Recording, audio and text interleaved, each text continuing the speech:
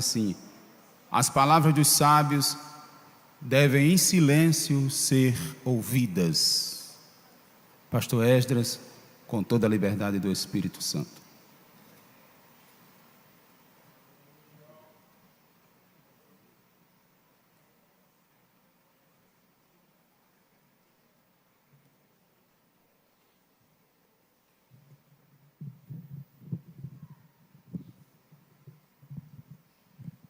Eu saúdo a todos, amados irmãos e irmãs, com a paz do Senhor Jesus. A convite do nosso amigo pastor Marinaldo, vamos estar aqui ontem e hoje, aqui em Bahia, no Congresso de Casais e Família. Então, domingo pela manhã, como não tinha atividade, vou rever meu amigo o pastor Zé Carlos, lá no Templo Central, e cultuar com ele ao nosso bom Deus. E aqui nós estamos louvando a Deus pela vida do nosso amado pastor Zé Carlos, também nosso amado pastor Marcos, e a todo o corpo de obreiro que se faz presente aqui, aos candidatos aqui ao batismo. Que maravilha fechar o ano de 2024 em dezembro, com essa lembrança que será para sempre na sua vida, queridos. Glória a Deus. Igreja do Senhor, estamos diante dessa extraordinária lição bíblica dominical que fala sobre vida abundante, escrita pelo nosso amigo, vizinho nosso, mais de vocês do que de mim, pastor Elinaldo Renovato, aqui de Parnamirim, Natal. E este é um título, amados, que não só pode estar sendo contemplado na lição bíblica dominical, mas em toda a nossa vida devemos estar sempre em vida abundante com Cristo Jesus. Disse ao meu amado Marcos que antes de trazer a exposição da palavra do Senhor, pedi para ele falar, que me dissesse sobre a importância da escola bíblica dominical na formação da família cristã. Desde que eu entendo por gente, meu pai já era da EBD, toda a minha vida foi na escola bíblica dominical. Muitos aqui aprenderam a andar com andajá. Eu aprendi a andar segurando os bancos da igreja. Então toda a minha vida foi na escola bíblica dominical. Eu não consigo viajar por esse país e fora dele e descansar o domingo. Pastor, o senhor já pregou na quarta, na quinta, na sexta, sábado, descanse domingo, porque domingo à noite o senhor vai pregar. Ele disse: meu irmão, eu tenho todo o tempo para descansar no Senhor. Então, isso quer dizer que meu domingo pela manhã eu não troco por praia, eu não troco por churrasco, eu não troco por outra atividade, senão a escola bíblica dominical. Amém, santos? Domingo de manhã é o dia para crente estar na EBD, Escola Bíblica Dominical. É aqui aonde forja o caráter moral, espiritual do cristão, com temas variados para trazer o alimento espiritual para os santos. Eu escuto um amém? Amém. E só para fechar, irmãos, eu vou citar pelo menos 3 motivos porque eu frequento a EBD. Primeiro, eu frequento a EBD porque é a única escola do mundo que nunca entrou em greve. Amém. As maiores escolas e universidades do mundo já entraram em greve. A EBD, desde de 1780, em Gloucester, ao sul da Inglaterra, por Robert Hakes, até hoje, nunca entrou em greve e nunca entrará. A igreja está sempre aberta, com professores e alunos, para ensinar a poderosa palavra de Deus. Segundo motivo, porque eu frequento a escola bíblica dominical. É a única escola do mundo que aplica a melhor pedagogia de ensino, método de pergunta e resposta. Este foi o método adotado por Cristo. Quando Cristo fazia a sua explanação, os discípulos ficavam loucos para querer aprender. Então Jesus explicava com o método de perguntas e resposta. Por isso que a EBD é formidável na aplicabilidade desse método. Alunos perguntam, professores respondem. Terceiro e último, vocês sabiam que a escola bíblica dominical é a única escola do planeta Terra que não dá diploma de formatura? Já imaginou? Quem aqui dos senhores já recebeu um diploma de conclusão de EBD? Quem foi? Quem aqui? Quem aqui tem 30, 40 anos de EBD e recebeu um pedaço de papel formado na EBD? Percebeu? Todas as escolas do mundo dão.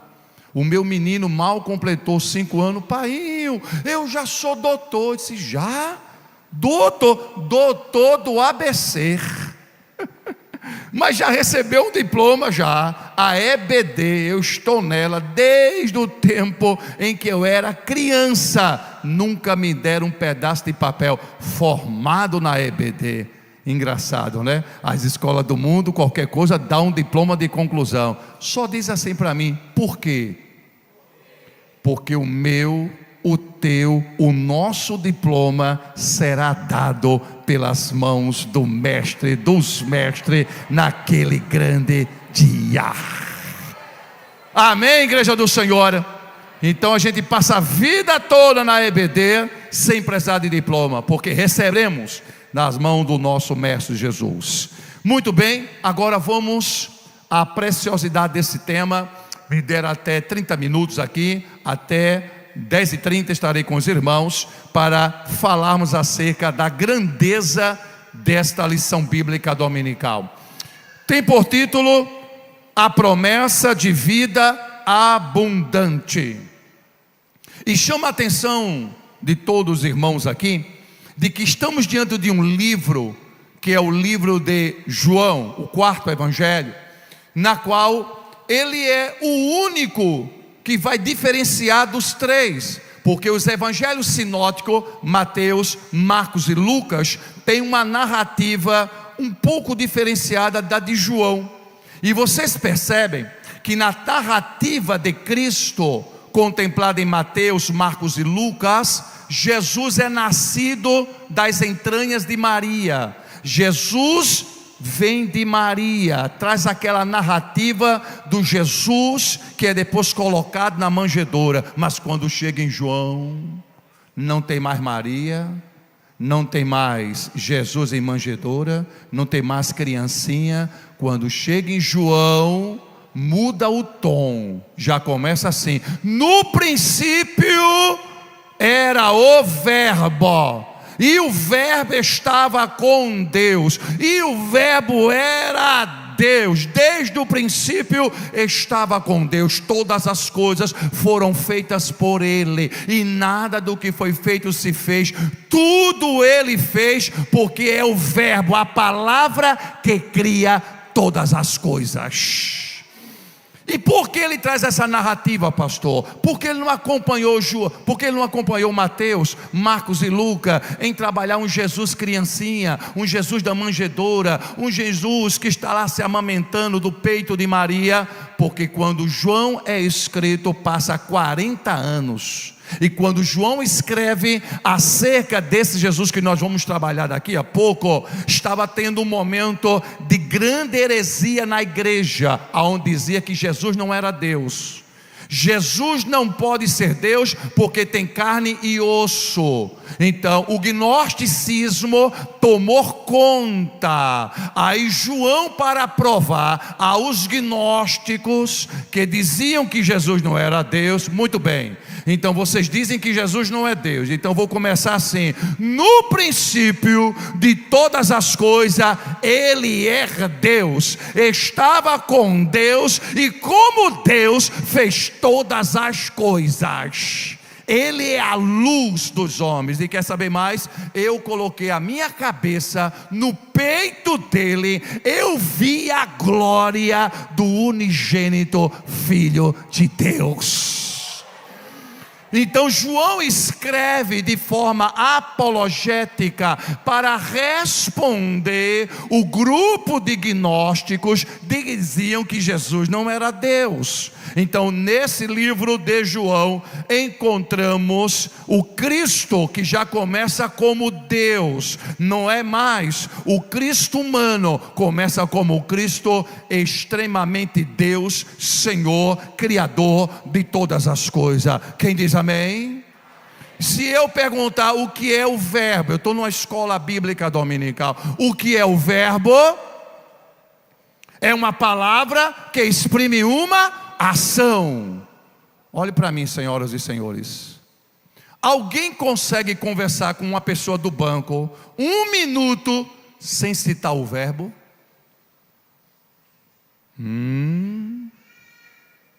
Conversar com o outro sem citar o verbo, sabe o que vai acontecer? Fulano, tu está falando coisa com coisa.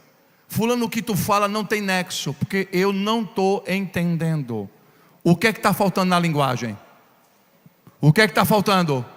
Verbo. Quando o verbo entra, ganha sentido. Quando o verbo entra, se entende. Então perceba, sem o verbo não podemos dialogar. Isso quer dizer que até para conversar a gente precisa de Jesus, que é o verbo. Até ateus dialogando, Deus não existe, Deus é uma projeção da mente humana. Eles conversando, estão citando Jesus a toda hora. Todas as vezes que eles citam o verbo, eles estão dizendo: Jesus é Deus, Jesus existe, Jesus é Senhor, Ele é Criador, é o Senhor dos céus e da terra, Ele é o Kyrios, Senhor de tudo. E Ele mesmo: sem mim nada podeis, nem falar pode. Até para falar tem que citar o meu nome. A cada verbo Jesus é contemplado. Eita, Jesus tremendo, glória. Chega a dar sede, aleluia. Diga, pastor, continue. É o livro que mais trabalha o Paracletos, o Espírito Santo. Dos evangelhos é o que mais trabalha a vinda do Espírito Santo, quando Jesus falou que teria que ir para enviar o Consolador. E terceiro e último, é o versículo 3 e 16 mais citado e mais pregado no mundo, João 3 e 16. Então a teologia joanina, o livro de João, é um livro extraordinário no Novo Testamento para compreendermos a deidade de Cristo e a vinda do Espírito Santo. Então este livro para nós é de suma importância, para que nós possamos entender que a Trindade está presente nesse contexto da teologia joanina. Eu escuto um amém? Mas vamos falar de vida abundante. Primeiro, vida abundante só pode vir de Deus e não do homem. Quem concorda com isso? Vida abundante só pode vir de alguém que é Deus, porque homem não tem, não pode e não como oferecer vida abundante. Somente Deus, que é Jesus Cristo, pode oferecer vida abundante. E na condição de Deus, Ele deixou bem claro para nós em João 10, capítulo 10, versículos 17 e 18: eu dou a minha vida e tornarei a tomá-la. Eu tenho poder para dar e tenho poder para tomar. Isso aqui, meu irmão, faz a diferença em toda a Escritura. Veja quem nos promete vida abundante: tenho poder para dar e tenho poder para resgatar. Todos que vieram antes e depois de Cristo se diziam homens poderosos, que traziam na sua mensagem vida abundante, mas era uma farsa, uma mentira. Vou citar alguns. Tim Jones do Texas se dizia o Jesus do Texas, morreu e não trouxe vida abundante para ninguém. David Koresh, o Jesus do Texas, morreu metralhado, não trouxe vida abundante para ninguém. David e o chamado Amenami Nakanoshi, lá da Índia, se dizia o grande senhor da China, morreu, está lá na lápide. Aqui jaz os restos mortais de Amenami Nakanoshi. Não conseguiu nada além da sua própria morte. Siddhartha Gautama, grande líder do hinduísmo, ao morrer, coitado, nem conseguiu se reencarnar. Allan Kardec, que trabalha muito essa ideia do espiritismo, da mente em psicose. Onde está a vida abundante desse povo? Mas em Cristo é diferente. Eu dou a minha vida e tornarei a tomá-la. Eu tenho poder para isso. Eles não, morreram, estão sepultados. E na lápide está escrito: aqui jaz, aqui jaz, aqui jaz. Mas se você tiver condições de ir para Israel e dizer assim: eu quero contemplar o túmulo onde colocaram Jesus. Ao estar de frente ao túmulo, está escrito em hebraico e escrito em inglês: não está mais aqui, ressuscitou. Eu dei a minha vida e tornarei a tomá-la. Eu, Deus, tenho poder para isso. Glória a Deus. Então, vida abundante só pode dar quem é Deus, que Ele prova que é. Ele dá a vida abundante, mas o homem não é, não tem e não pode dar. Então, os pseudos cristos, as pseudas religiões, shintoísmo, taoísmo, baiaísmo, confucionismo, perfeito e liberto, seishonoye, nada tem de abundante, mas em Cristo temos a abundância aqui 100 vezes mais. E por fim, só Jesus pode nos dar esta vida abundante. Amém, igreja do Senhor? Aleluia, glória a Deus. Vamos mais adiante. Só há 2 tipos de vida no mundo: vida com Cristo e vida sem Cristo. Quem tem vida com Cristo? Vida abundante. Qual é outro tipo de pessoas que existe no mundo? Vida sem Cristo. Só tem 2 tipos, irmão: vida com e vida sem. Vida com, abundância. Vida sem, não tem abundância. Nós temos abundância porque escolhemos em Cristo Jesus estar com Ele, porque Ele nos fez promessa de uma vida eterna com Ele.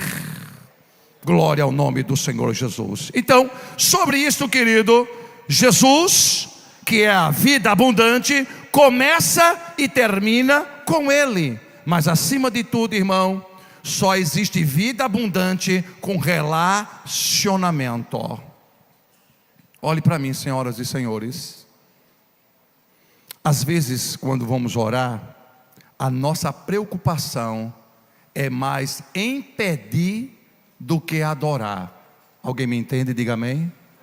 A nossa preocupação quando dobra o joelho: Senhor Deus, me dê, eu preciso daquilo. Senhor Deus, eu preciso resolver um problema na minha casa. Senhor, uma porta de emprego. Senhor, eu preciso de uma cura. A preocupação humana é pedir, pedir e pedir.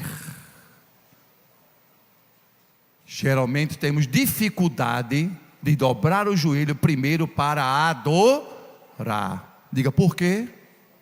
Porque quando você adora, você tem relacionamento. Enquanto te preocupa em pedir, em querer resolver problema, Deus está preocupado em relacionamento. Quando você namorou com alguém, você, ei, quer namorar comigo? Não foi assim. Você olhou, chegou perto, conversou, olhou, dialogou, se relacionou para depois. Quem diz amém? E porque com Deus já tem que ser logo assim: Deus me dê, Deus faz, Deus cura. Primeiro você se relaciona com Deus. Deus quer relacionamento. Depois que você se relaciona adorando Ele, aí se cumpre o texto: pedi, pedi, dá-se-vos-á. Depois que você se relaciona, aleluia, glória a Deus. É por isso que a cruz tem a melhor geometria do mundo. É a figura geométrica mais perfeita do mundo, é a cruz. Porque eu tenho aqui a área vertical. Primeiro eu me relaciono com Deus, depois tem a parte do patíbulo, é a parte horizontal. Toda a minha relação com o próximo depende da minha relação com quem? Com Deus. Então olha só, eu me relaciono com Deus para depois me relacionar com a igreja. Então primeiro verticaliza a relação para depois horizontalizá-la. É por isso que a relação que quando começa com Deus dá certo na nossa relação com o próximo. Eu escuto um amém de Deus. Então Jesus, que é a fonte da vida, que é a vida abundante, Ele também trabalha dentro da figura do capítulo 10 do bom pastor. Quem é o nosso bom pastor? Quem é o nosso bom pastor? Jesus. Olha, irmão, eu estou sabendo que está chegando gente, mas deixa o povo chegar, me olha para cá, diga amém. Glória a Deus. A primeira imagem que ele usa aqui é do bom pastor. O bom pastor é tão bom que ele dá a vida pelas ovelhas. E a prova foi tanta que no Calvário, de fato, ele deu a vida. Estamos vivendo um clima de Natal. A CPD me pediu e eu escrevi uma matéria, está aí no Mensageiro da Paz. Coloquei uma matéria bem impactante sobre esse período de dezembro. Coloquei lá, da manjedoura ao Calvário. Isso aqui traz uma prova para nós, irmãos, de que o bom pastor que veio a este mundo, não só veio para proteger o rebanho, proteger as ovelhas, mas também morrer por ela. E como de fato o mesmo fez. Quem é bom pastor a ponto da vida pela sua própria ovelha? Quem é? Se não for Jesus Cristo. Então, este bom pastor para nós, que se relaciona com as ovelhas, é o bom pastor que também morreu por ela. Então a Ele devemos adoração e glória eternamente. Também já afirma que Ele é a porta das ovelhas. E o que é essa porta, pastor Esdras? É a salvação.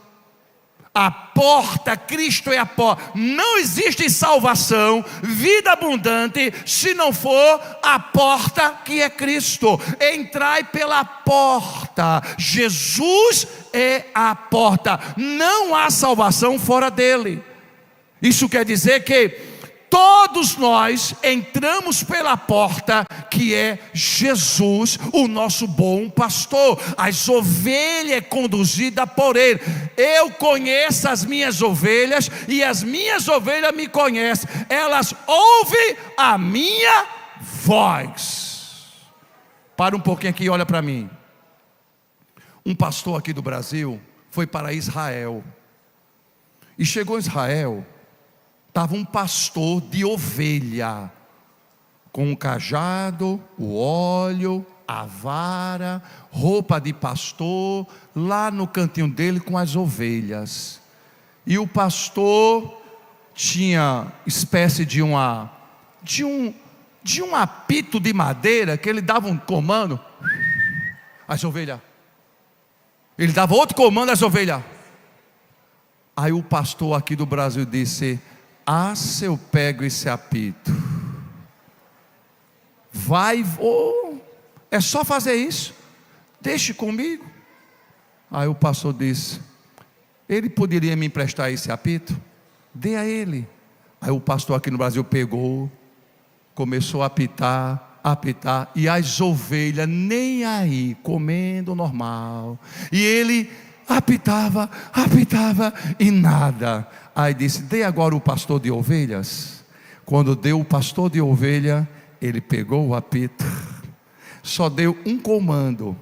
No comando que ele deu, elas levantaram a cabeça, e no segundo comando, todas caminharam após ele. Isso quer dizer que esta igreja não escuta outra voz a não ser a voz do nosso Senhor Jesus Cristo.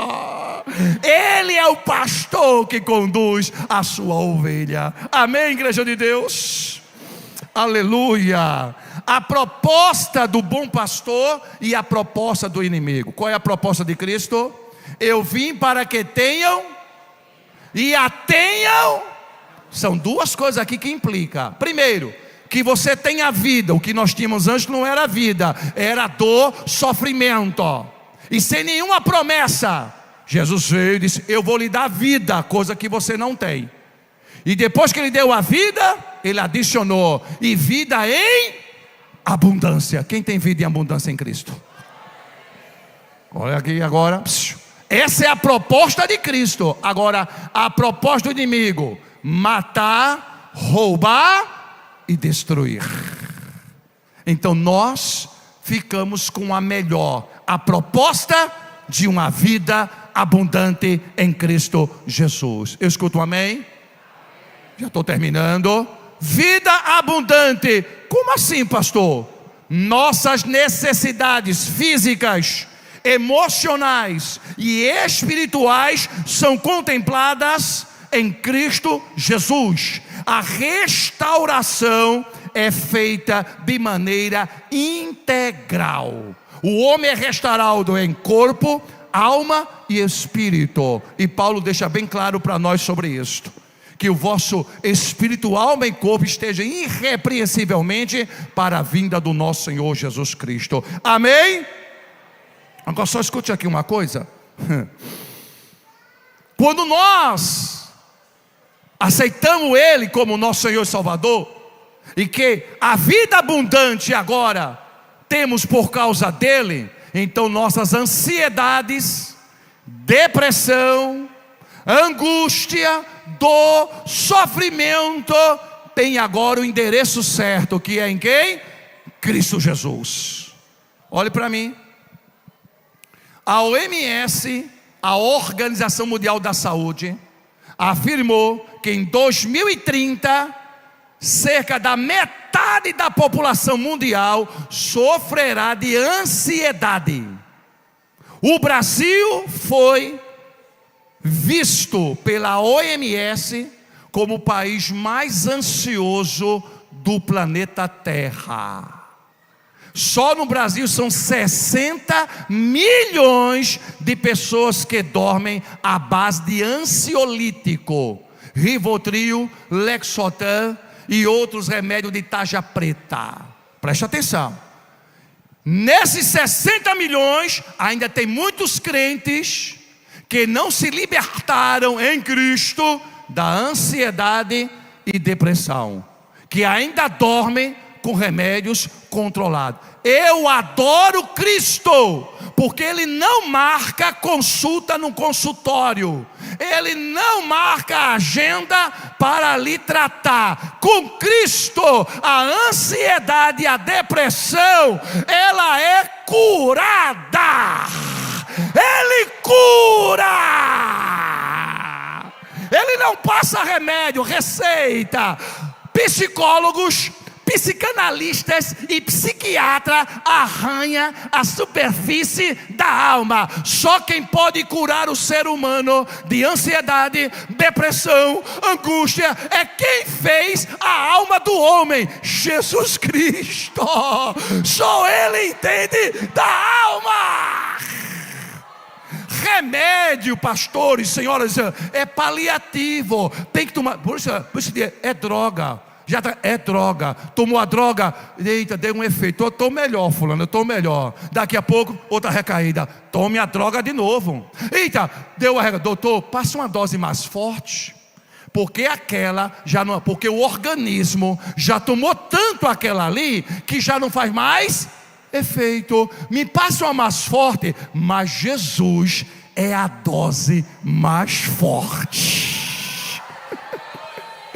Quando Jesus entra na dimensão da alma humana, se dissipa a ansiedade, acaba a depressão, a angústia vai embora, porque o Senhor é bom, uma fortaleza no dia da angústia, e sabe os que nele se refugiam.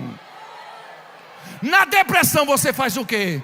Você vai para o médico fulano ou vai para o doutor Jesus? Na ansiedade arranca cabelo, morde as unhas, vai para o Rivotril, Lexotan ou vai para Cristo? Então não me diga que você tem vida abundante quando você depende de farmácia. Alguém diz amém? Mas pastor, há 20 anos eu estou com esse remédio e tal. Amém, foi passado, o médico passou, tudo bem. A medicina também está sob os cuidados divinos que deu sabedoria ao homem. Mas se você tem fé de que vai se libertar de uma tarja preta, se você entrar na dimensão celestial, oh glória!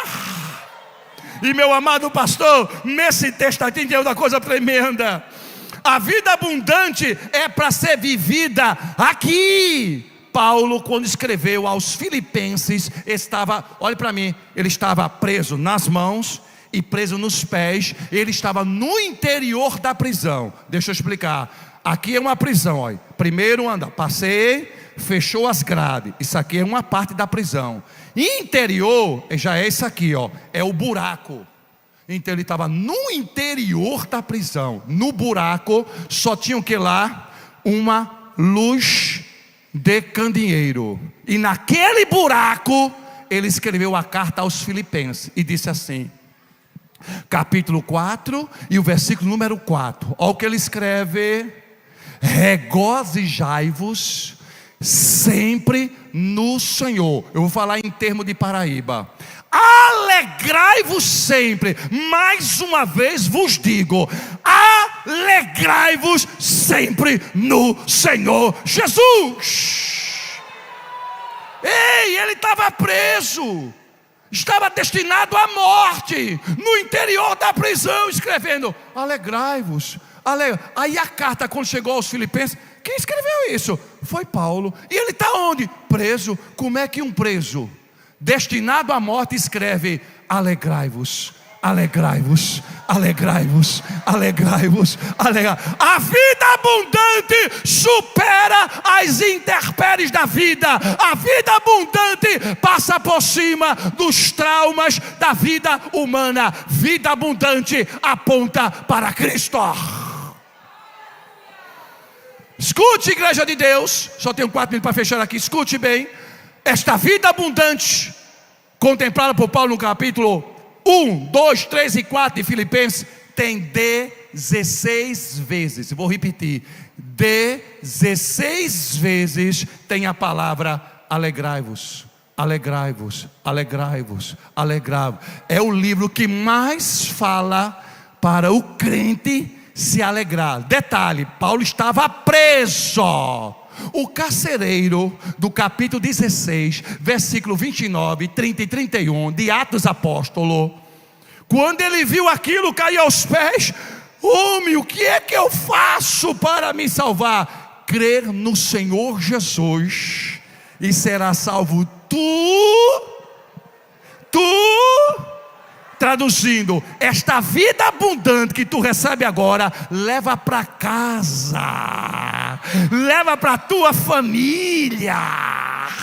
É lá que também precisa de uma vida abundante. Não vai dar para terminar o terceiro ponto, igreja. Não vai dar.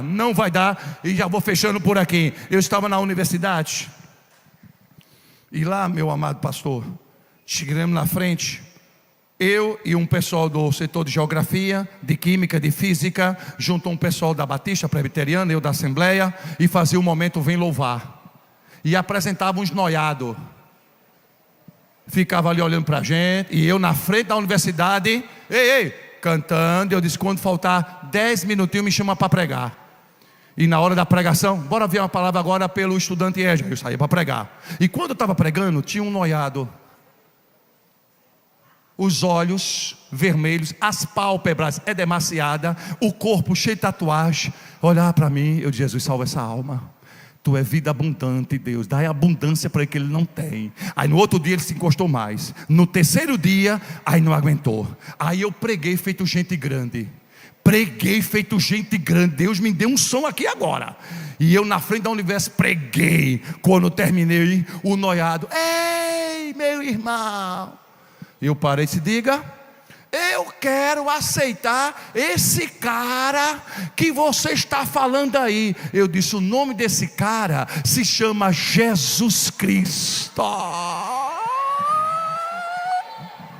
Aí ele lá, meu camaleante, escute, eu quero esse cara na minha vida. Disse: olhe, as drogas que estão lhe consumindo vai lhe matar, mas Jesus, que é a dose mais forte, o sangue dele entrará nas tuas veias, desintoxicará todas as drogas, te libertará, restaurará, e tu serás uma nova criatura em Cristo Jesus. Amém, igreja? Vida abundante só em Cristo Jesus. Amém? Meus amados, rapidamente, para quem é da área do ensino EBD, não deixe de ter os 7 princípios pedagógicos. A gente dá uma aula sobre como melhorar a metodologia de perguntas e respostas. Segundo, imersos. A superfície não é para nós. Como mergulhar em Deus, na igreja e na sua obra. Teologia da imersão. Terceiro, história da reforma protestante. O pastor Zé Carlos, em 2017, me trouxe aqui e eu falei dos 500 anos da reforma. Estivemos lá em Ausleben, Wittenberg, Wartburgo, e anunciamos então essa grande obra. Escrevi lá na Alemanha, e muitos crentes precisam saber o que são os pré-reformadores, reformadores, pós-reformadores. Lutero, Calvino, Wycliffe, Hus, Savonarola, são homens que através da história fizeram um grande trabalho para que hoje pudéssemos ter escola e igreja espalhada no Brasil e no mundo. Não deixe de ter essa obra. E a última, pastor Zé Carlos, que o senhor não tem, é essa aqui. Isso aqui eu escrevi, chegou a semana passada. Olha que obra. Homem, a força que traduz segurança. Escute isso aqui agora. Uma introdução à masculinidade bíblica no mundo banalizado pela ditadura do relativismo. Nesse livro, a gente ensina o que é ser macho, do ponto de vista da masculinidade bíblica. Ser homem, homem forte sustenta a casa, homem forte protege o lar, homem forte lidera a casa, homem forte provê a casa, homem forte ama a mulher, homem forte é até que a morte o separe, homem forte defende a família contra as ideologias, e homem forte ensina o filho a ser homem. Amém, igreja? Está aqui então essas obras. Lá fora, irmão, lá fora, está aqui essas obras. Quem tiver desejo de adquirir, meu irmão, tenha o maior prazer, terei o prazer de autografá-la. Como os irmãos já sabem, a gente é escritor pela CPAD. E esta obra, irmãos, com certeza vai melhorar muito a sua relação em casa como chefe do lar. Que Deus abençoe a todos, Deus abençoe ao meu amado pastor Zé Carlos, o Marcos e a todos aqui. E eu termino olhando vocês para mim, por favor, diga: quem ler, sabe mais e pensa melhor. E por último, você pensa que livro é caro? Então, escreva um. Muito obrigado, Deus abençoe. Quem quiser a obra, irmão, custa apenas R$150 a coleção, tá bom? E pode dividir.